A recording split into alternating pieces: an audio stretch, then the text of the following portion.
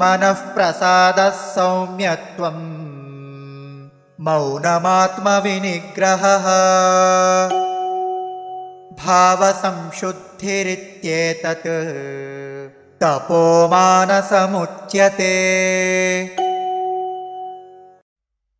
मनः प्रसादः सौम्यत्वं मौनम् आत्मविनिग्रहः भावसंशुद्धिः इति एतत् तपः मानसम् उच्यते।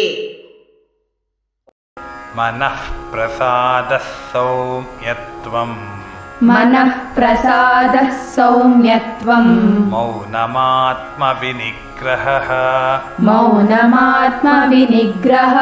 भावसंशुद्धिरित्येतत् भावसंशुद्धिरित्येतत् तपोमानसमुच्यते। तपोमानसमुच्यते।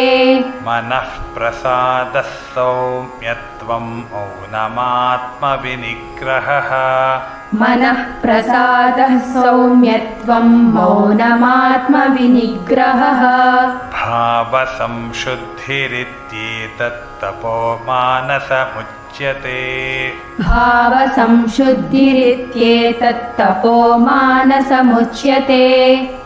मनः प्रसादः सौम्यत्वं मौनमात्मविनिग्रहः भावसंशुद्धिरित्येतत् तपोमानसमुच्यते। मनः प्रसादः सौम्यत्वं मौनमात्मविनिग्रहः भावसंशुद्धिरित्येतत् तपोमानसमुच्यते।